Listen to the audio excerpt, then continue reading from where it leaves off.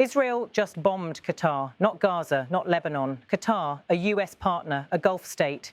And Turkey says this could drag the entire region into chaos. Tonight, we break down how Israel's Doha strike risks a showdown with Ankara and why the next flashpoint might be closer than anyone thinks. On the night of September 9th, 2025, explosions ripped through a compound in Doha, Qatar. Israel quickly claimed responsibility, saying the strike targeted senior leaders of Hamas, including figures tied to the fragile ceasefire and hostage negotiation track. According to multiple sources, the strike was conducted with standoff precision munitions launched from aircraft operating as far away as the Red Sea. Analysts noted this detail. It wasn't just about the hit itself, but about showing Israel's ability to project power far beyond Gaza's borders. Satellite images later released by the Associated Press confirmed damage at the site, a residential complex in Doha's diplomatic quarter. The United States, Israel's closest ally, acknowledged it had received some advance warning, but clarified that it was neither consulted nor involved in the planning. Officials in Washington described the location as unfortunate, a carefully chosen phrase that revealed unease without breaking openly with Israel. For Qatar, which has hosted delicate mediation efforts for months, this was nothing short of a diplomatic humiliation.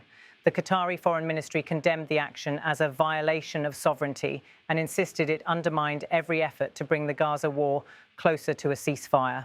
Within hours, statements of solidarity began to flow in from across the Arab world. And then came the United Nations. The High Commissioner for Human Rights publicly warned that such strikes outside Gaza and during negotiation tracks risk destabilizing the entire region. It was a rare moment when Israel found itself criticized not only by adversaries, but also by partners and neutral institutions. No country outside Qatar reacted as forcefully as Turkey. Within hours of the Doha strike, the Turkish Foreign Ministry issued a blistering statement accusing Israel of adopting terrorism as state policy. Ankara stressed that hitting a delegation involved in peace talks revealed Israel was not interested in peace, but rather in escalation. President Recep Tayyip Erdogan doubled down in his own remarks. In a nationally televised speech, he described the Doha operation as an act of state terror and urged international organizations to take all possible legal and effective measures to rein in Israel. It's important to remember that Turkey and Israel were already in a deep freeze. Just weeks before, Ankara had moved to sever almost all economic ties. Israeli ships were barred from Turkish ports, Turkish vessels were banned from docking in Israeli harbours, and Ankara formally closed its airspace to Israeli aircraft carrying cargo linked to the Gaza war. These moves had already strained relations to the breaking point. The Doha strike wasn't the start of tension. It was the accelerant poured onto an already smouldering fire. 5 days later, an extraordinary Arab Islamic summit convened in Doha. Heads of state and foreign ministers from across the Middle East gathered in Qatar's capital to send a unified message. The strike was unacceptable. The final communiqué condemned Israel's action as a violation of sovereignty and expressed full solidarity with Qatar. Yet observers noted something striking. The statement was heavy on political rhetoric, but light on concrete punitive measures. That gap is telling. While there is a strong rhetorical unity in opposing Israel's action, countries remain divided over how far they are willing to go in practice. Some, like Turkey, are already wielding sanctions and restrictions. Others prefer diplomacy, mediation, or silence. For Israel, this fragmented response may be reassuring, but for Turkey, it's a green light to act unilaterally. Ankara has signalled it is prepared to go further than other Arab or Muslim states. And that willingness creates its own risks of escalation. The danger now lies in the pathways through which this could spiral into a Turkey-Israel confrontation. First, there is the Doha precedent. Israel has shown it is willing to strike Hamas operatives far from Gaza, even on the soil of a US partner state. Israeli officials were blunt afterward. They will pursue Hamas leadership wherever they may be. If Ankara believes Hamas figures operate on Turkish soil, even for transit or fundraising, it will see this declaration as a looming threat. Second, the economic war is already underway. With trade cut, ports closed and skies restricted, Ankara has tools to tighten the screws further. Additional measures, banking restrictions, customs holds or sanctions on Israeli-linked companies could follow, each ratcheting up hostility without firing a shot. Third, the Eastern Mediterranean remains a flashpoint. Naval patrols overlap, gas exploration rights are contested, and Turkish officials are already monitoring reports that Cyprus may purchase Israeli air defense systems. A miscalculation at sea or the arrival of new weapons in Cyprus could spark an open crisis. Finally, there is the rhetoric. Ankara's description of Israel as practicing state terrorism and engaging in genocide in Gaza sets the stage for international legal action. Turkey could pursue cases in international courts, further deepening the confrontation at the diplomatic level. Hovering over all of this is Washington. The United States is Israel's principal backer, yet it also relies on Turkey as a NATO ally and as a key player in Black Sea, Middle Eastern and European security. Later this month, President Erdogan is scheduled to visit the White House. On the agenda are trade, F-16 fighter jets, and Turkey's role in NATO's southern flank. That meeting suddenly looks much more consequential. US officials now find themselves juggling contradictions, supporting Israel's war effort, condemning escalation in Doha, and trying to keep Turkey engaged as a partner. The outcome of Erdogan's Washington visit may prove pivotal in determining whether this crisis escalates or stabilizes. So where does this leave us? Israel insists it will continue hunting Hamas leaders abroad.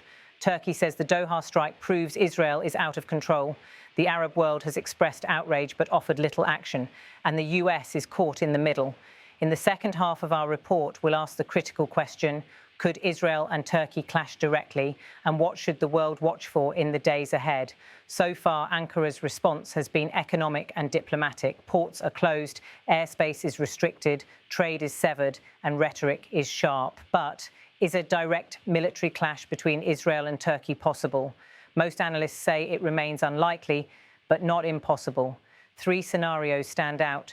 If Israeli intelligence identifies Hamas operatives on Turkish soil, and if Israel acts on its vow to pursue Hamas wherever they may be, a strike inside Turkey would be a red line.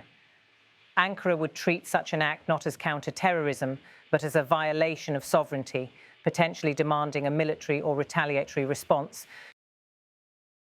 Turkey has already banned Israeli aircraft from its skies. If Israeli jets violate Turkish airspace, whether deliberately during a long-range mission or by mistake, the risk of a mid-air incident increases dramatically. Recall how Turkey shot down a Russian jet in 2015 after an alleged airspace breach.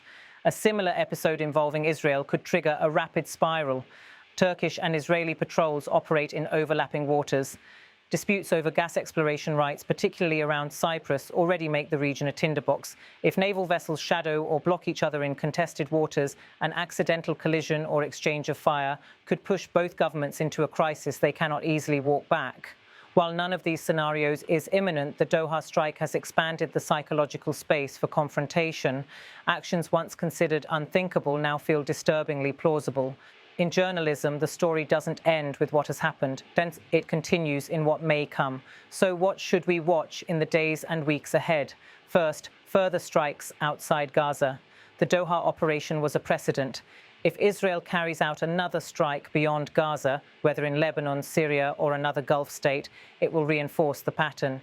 Each new attack raises the likelihood that Turkey or other states could be caught in the crosshairs. Second, Turkey's enforcement of restrictions. Will Ankara stop at banning Israeli ships and planes or move toward financial sanctions, banking restrictions, customs delays, or new penalties on companies trading with Israel could escalate economic warfare and signal a readiness for further confrontation. Third, the US-Turkey summit on September 25th. Erdogan's White House visit will be pivotal. Does Washington try to extract guardrails from Israel in exchange for keeping Turkey engaged as a NATO partner? Will Erdogan use the meeting to publicly pressure the US over its handling of Israel?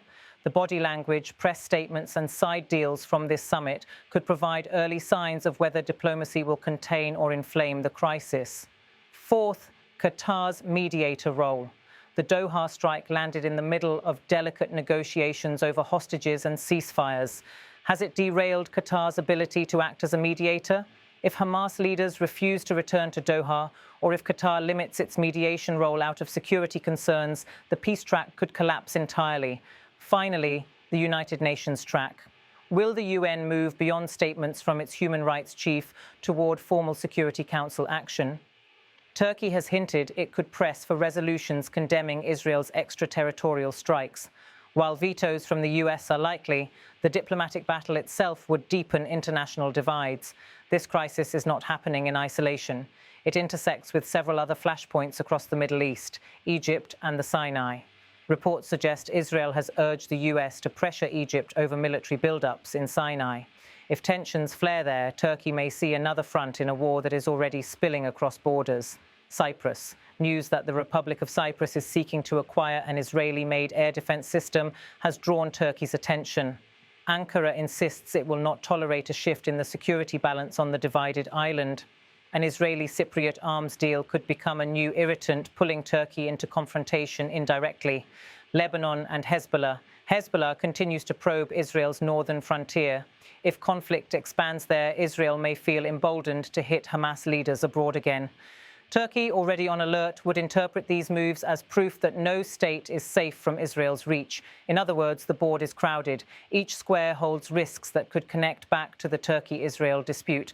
So, where do we stand? Israel insists it will chase Hamas leaders wherever they are.